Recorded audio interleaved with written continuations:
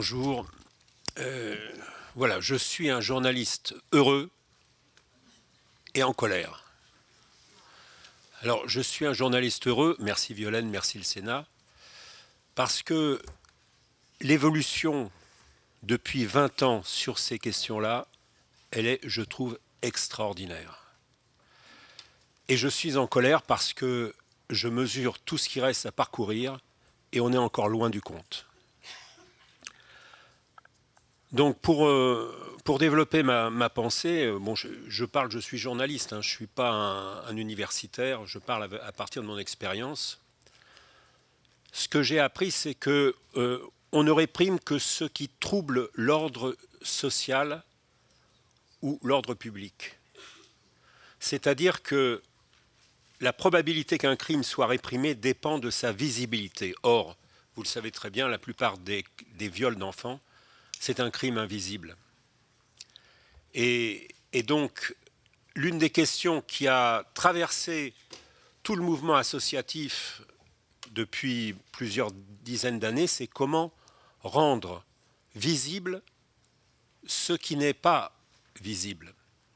J'ajoute que nos institutions, la police, la justice, sont formatées pour réprimer, pour traiter les troubles à l'ordre public visibles. La fraude fiscale, jusqu'à un certain temps, et encore même maintenant, elle n'était pas réprimée parce que tout le monde s'en foutait, ça ne se voyait pas.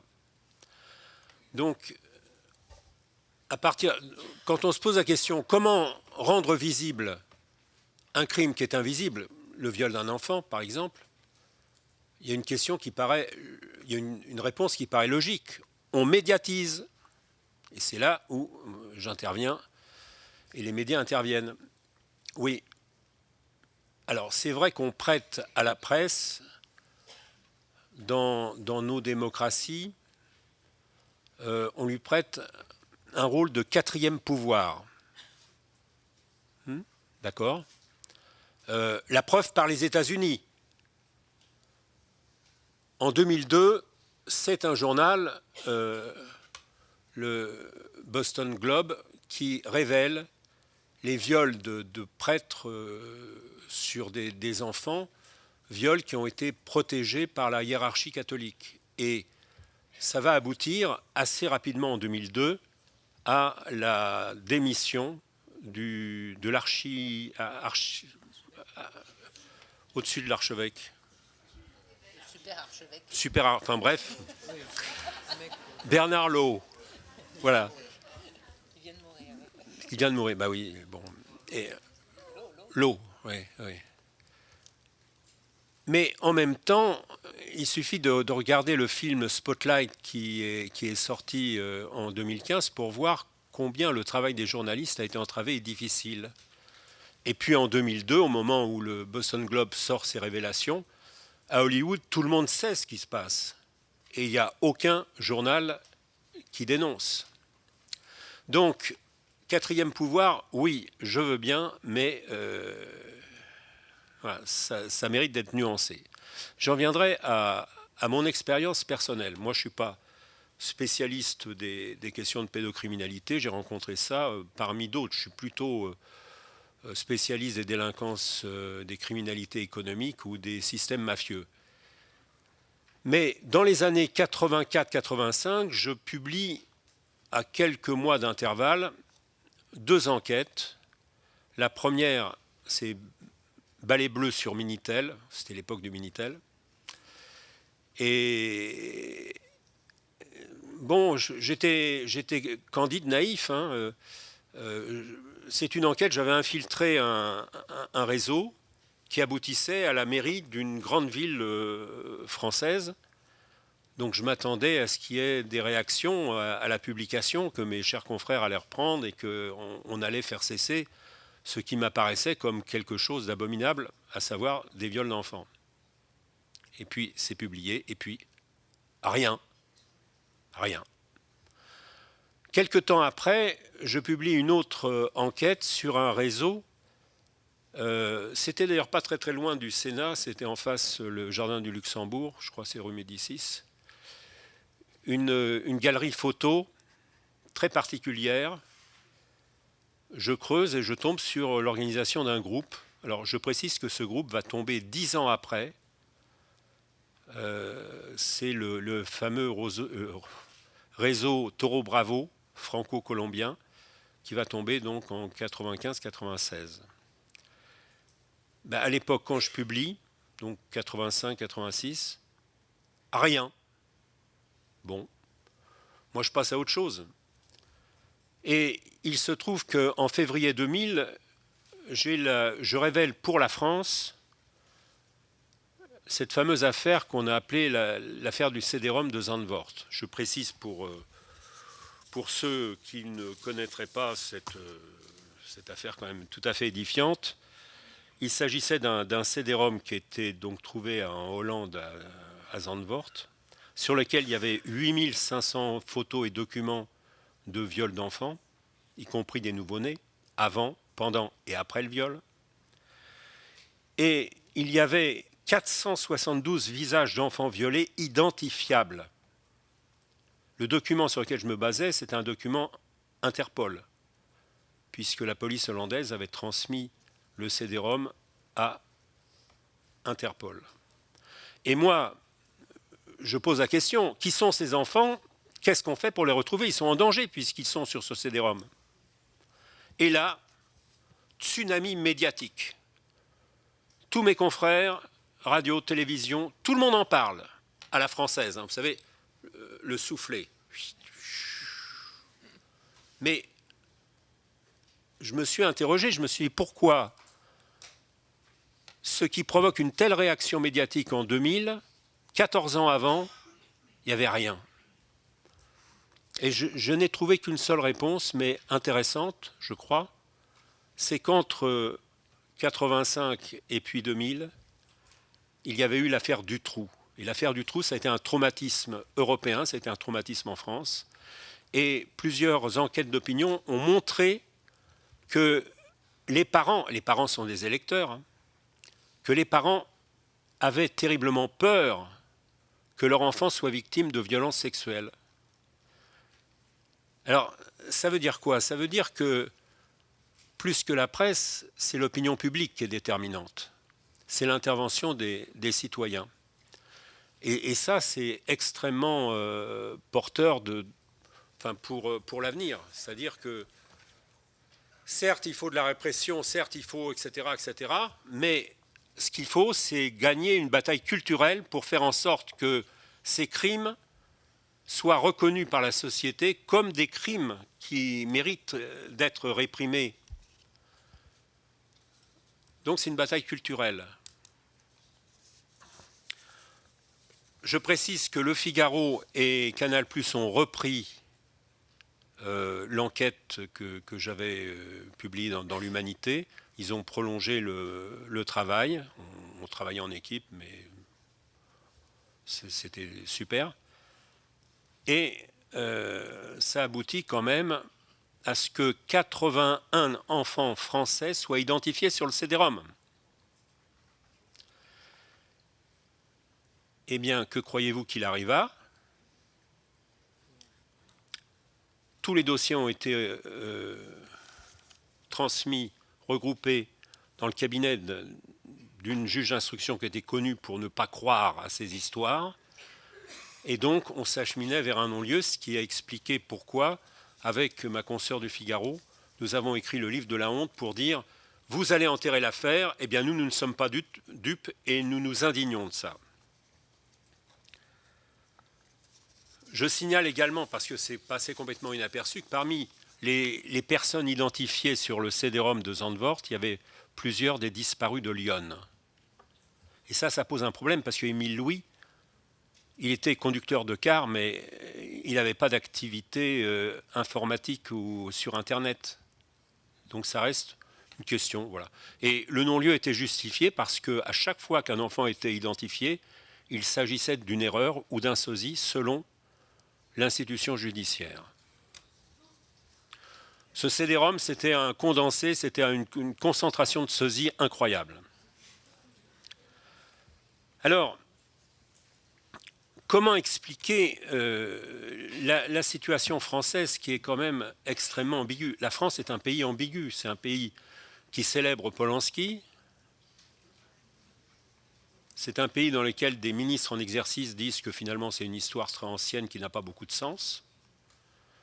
Il s'agissait quand même du viol, de la sodomisation d'une gamine de 13 ans qui avait été droguée à son insu, quand même.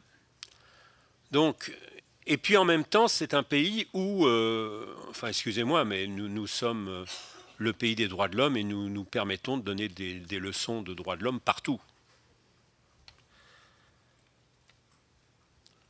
Alors, ça conduit à un certain nombre de réflexions, d'interrogations. C'est ça, moi j'ai plus de questions que de réponses à vous offrir. La justice. La justice, elle paraît quand même très en deçà de ce qu'il faudrait. Et pourtant, est-ce qu'en faisant un procès à la justice, on ne se trompe pas? Parce que la justice française, la justice dans le droit latin, elle est nécessairement conservatrice, elle applique le droit. Et de plus, elle a à faire respecter la présomption d'innocence. Et puis surtout, les magistrats sont formés à réparer le trouble à l'ordre public. Les magistrats ne sont absolument pas préparés à être à l'origine du trouble à l'ordre public. Or, il y a trouble à l'ordre public quand ils mettent en examen quelqu'un pour viol, etc. C'est-à-dire qu'ils se retrouvent à créer le trouble à l'ordre public. Et ça, c'est contre nature pour les juges. Alors, les politiques. Les politiques...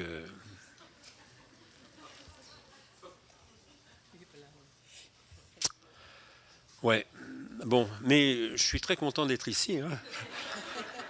Pas croire, mais j'ai tellement entendu. Il n'y a pas un seul homme politique ou une femme politique qui est arrivé en disant, écoutez, les enfants, on s'en fiche, ils ne votent pas.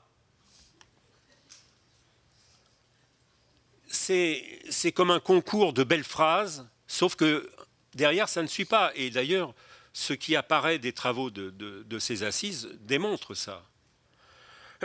On cerne les problèmes, on mesure qu'il faut faire quelque chose, mais que ce qui est fait, c'est peanuts par rapport à ce qu'il faudrait. La presse. Alors là, la presse.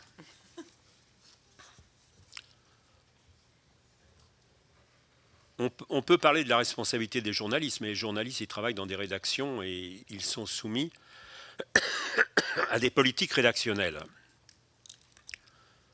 Il faut dire que les médias sont menacés de procès en permanence, procès qui sont très onéreux. Je peux vous en parler, j'ai eu 36 procès dans ma carrière, dont 7 pour des dossiers pédocriminels. Et il arrive un moment, ce n'est pas tellement les procès directement qui posent problème, c'est qu'au bout d'un moment, quand vous travaillez sur un dossier, vous savez d'où vous partez, mais vous ne savez pas où vous allez arriver. Eh bien, vous vous dites, est-ce que ça vaut le coup? Est-ce que, ça se trouve, je vais mettre le journal sur le flanc financièrement? Est-ce que ça vaut le coup? C'est-à-dire, c'est l'autocensure qui est induite, qui est gravissime. Je voudrais, pour terminer et illustrer ce que je vous dis, vous parler de mon expérience sur l'affaire d'Outreau. Outreau, que je n'ai pas suivi sur le terrain à l'époque.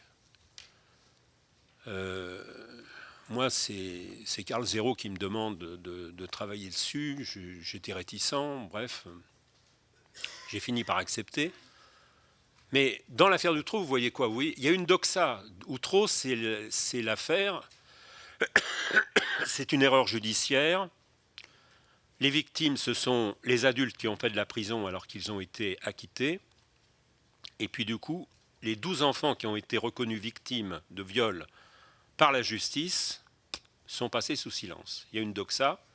La preuve par Outreau, c'est quelque chose qui a pesé sur tous les tribunaux.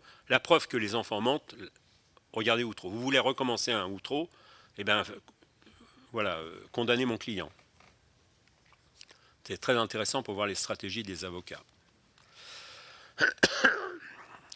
Lorsque j'ai accepté de faire ce film, c'était quand même assez étonnant parce que j'ai commencé à recevoir des menaces avant même que j'ai tourné le moindre interview.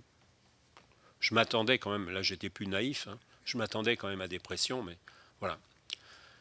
Bernard de la Villardière, qui était mon producteur, m'a dit, ben, puisque c'est ça, on va produire le film sur nos fonds propres, donc les fonds de ligne de front, la boîte de production de Bernard. Et donc, ça a été 3 années de travail. C'est un film de retraité, bien sûr. Hein. C'est impossible à réaliser dans la vie avec le rythme d'une rédaction habituelle. Le film, il est sorti en salle. Il était destiné à être diffusé à la télévision. Mais brusquement, aucune télévision française n'a accepté de le diffuser. Alors, je vous rassure tout de suite, le film a été diffusé à la télévision, en Suisse. Donc vous voyez, je ne sais pas il y a des choses qui bloquent et c'est insupportable. Moi, ce que je pense, c'est que il ne faut pas attendre de la presse plus qu'elle ne peut donner. La presse est en crise, la presse nationale, celle dont les titres sont hérités de la presse de la résistance et de la libération, ça n'existe quasiment plus. 90% des médias sont concentrés entre les mains de puissances financières du CAC 40, dont de nombreux marchands d'armes. Et si chez les marchands d'armes, la sécurité des enfants était une priorité, ça se saurait. Donc, le fait nouveau et qui me rend optimiste, c'est l'existence des réseaux sociaux. De ce point de vue, je voudrais évoquer une expérience que j'ai vécue à la suite d'Outre l'autre vérité. C'est la création d'un site collectif interassociatif de lutte contre la pédocriminalité qui a fait un appel aux témoins. Et vous pouvez vous reporter sur ce site. Il y a 160 témoignages qui sont poignants, qui sont extraordinairement forts. Et la clé, c'est ça. Ce qui a changé dans ce pays, c'est que le mur du silence est brisé. Alors, il y a eu l'affaire Weinstein, il y a eu Balance ton port, mais ce sont des moments marquants sur une évolution. Et personnellement, je voudrais rendre hommage à toutes les personnes victimes qui ont eu le courage depuis les années 50 d'entrer dans un commissariat de police pour dire non pas je me suis fait violer, mais j'ai été violé par.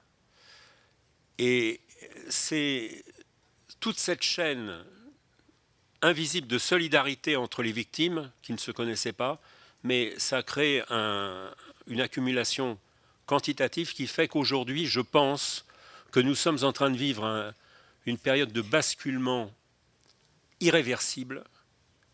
On ne peut rien faire contre des gens qui prennent la parole. Et donc, voilà, moi, je ne pensais pas de mon vivant voir ce que je vois actuellement. En même temps, je trouve que c'est lent, surtout à l'échelle d'une vie, quoi. Donc, il faudrait tout faire pour accélérer, voilà.